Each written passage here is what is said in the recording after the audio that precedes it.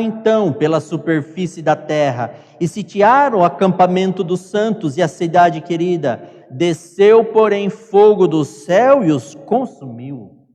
E eles cercam a cidade santa e marcham, a Bíblia diz, formam um exército com bilhões e bilhões de pessoas, marcham em direção à cidade santa, liderados por Satanás e os demônios. E a Bíblia diz que cai fogo do céu e os consome. Malaquias 4:1, ele descreve o que acontece. Esse fogo que cai dos céus, ele não queima somente os ímpios e os demônios. Porque vocês lembram lá em Gênesis 3, que Deus disse, maldita é a terra por tua causa? A terra se tornou maldita também. Então a terra ela tem que ser queimada e purificada como o ouro é queimado para ser purificado. E esse fogo que cai dos céus, que é um fogo preparado para o diabo e seus anjos, ele consome também todos os ímpios, e ele vai queimando a terra e correndo pela terra como um grande lago de fogo, e vai queimando e purificando a terra de todo o pecado. E aí então, quando isso tiver fim, Malaquias 4 diz assim, pois eis que vem o dia e arde como fornalha, todos os soberbos e todos os que cometem perversidade serão como um restolho. O dia que vem os abrasará, diz o Senhor dos Exércitos, de sorte que não lhes deixará nem raiz, nem ramo. Mas para vós outros, que temeis o meu nome, nascerá o sol da justiça, trazendo salvação nas suas asas. Saireis e saltareis como bezerros soltos da estribaria, pisarei os perversos, porque se farão cinzas debaixo das plantas de vossos pés. Naquele dia que prepararei, diz o Senhor dos Exércitos. A Bíblia diz que aquele fogo ele vai queimar todos os demônios, os anjos maus, todos os ímpios. E é muito interessante, porque é mediante a autorização deles mesmos. Eles declaram, nós temos que ser destruídos, porque senão nós vamos perpetuar o pecado. E assim, Deus faz cair fogo do céu e consome todos eles. E a Bíblia diz que eles se tornam cinzas. E Ezequiel também diz, Ezequiel 28, que Satanás, Deus diz, farei sair do meio de ti um fogo que te consumirá e te reduzirá a cinzas. Todos eles são feitos cinzas. E aí então, a terra é purificada, embranquecida pelo fogo da glória de Deus. Todo pecado tem fim. Satanás e seus anjos são destruídos definitivamente, viram cinzas. Os ímpios, todo pecado existente é reduzido a cinzas. E aí a terra pode ser recriada novamente. E aí talvez Deus diga novamente, haja luz, haja luzeiros no firmamento. Talvez ele vá dizendo, e tudo vai vindo à existência novamente, e tudo vai ser perfeito novamente quando as portas da cidade se levantarem. A Bíblia diz que nós vamos sair das portas da cidade felizes da vida.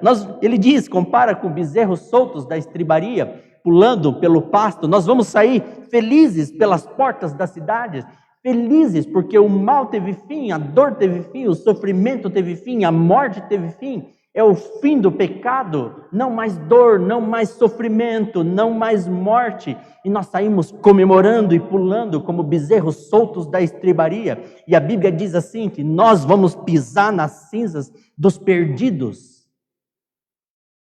E vai ser um dia maravilhoso, quando esse dia chegar. E nós vamos andar sobre as cinzas de todos os perdidos.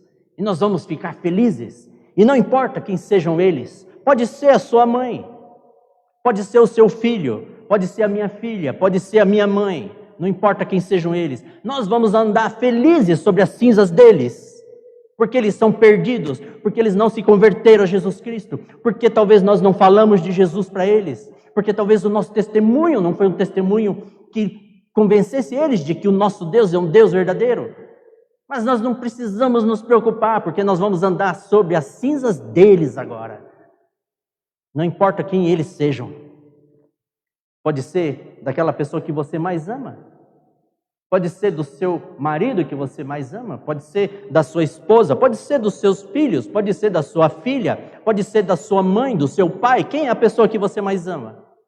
Quem é a pessoa que você mais ama, que você não falou de Jesus ainda para ela, que você não está testemunhando, que você é uma pessoa transformada, que vale a pena seguir a Jesus Cristo? Quem é a pessoa que você mais ama? Porque você vai andar sobre as cinzas delas no paraíso. E nós vamos nos alegrar. Não vai ter mais lembrança da dor e do sofrimento. Nós vamos saber que Deus é justo. Porque o juízo mostra que Deus é justo. Mas hoje ainda, nesse mundo imperfeito, nesse mundo ainda em que nós temos pessoas que nós amamos, talvez a gente tenha que falar mais de Deus para as pessoas. Talvez a gente tenha que tirar o orgulho de dentro do nosso coração e mostrar que nós somos pessoas simples e mais humildes, seguidores de Jesus Cristo. Talvez nós temos que dar um testemunho para alguém que a gente ama, antes que nós tenhamos que andar sobre as cinzas deles, como a Bíblia diz que vai ser. Quem é a pessoa que você mais ama? Que você precisa falar de Jesus dela? Ou melhor, você precisa até mesmo falar da Bíblia para ela. Porque para as pessoas que te conhecem, falar da Bíblia tem que ser a segunda coisa que você vai fazer. A primeira coisa é o seu testemunho. Pode ser que você até precise falar da Bíblia para eles, para as pessoas com quem você convive. Pode ser. Mas a coisa mais importante é quem você se tornou quando você se tornou cristão. Será que nós somos exemplo para as pessoas com quem a gente vive, para as pessoas que a gente ama, para as pessoas que ainda não aceitaram a Jesus? Provavelmente não. Eu não sou exemplo. Você também não é exemplo.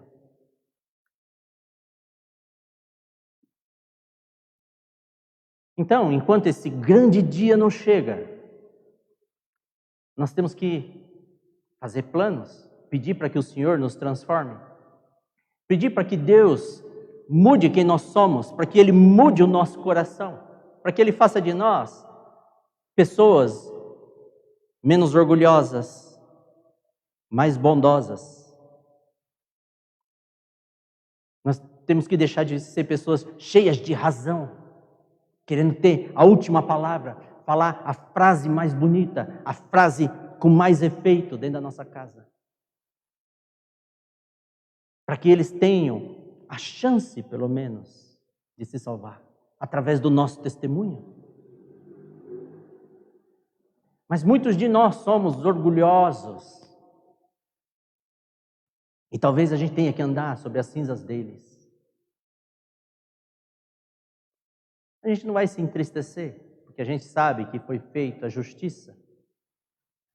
Mas hoje, nós temos que pensar a respeito disso. Tudo isso vai acontecer, tudo isso aqui vai se cumprir. Quem é a pessoa que você mais ama? Quem é a pessoa que você não quer andar sobre as cinzas dela na Cidade Santa? Quem é a pessoa para quem você tem que testemunhar de que vale a pena seguir a Jesus Cristo de verdade? Guardar os seus mandamentos?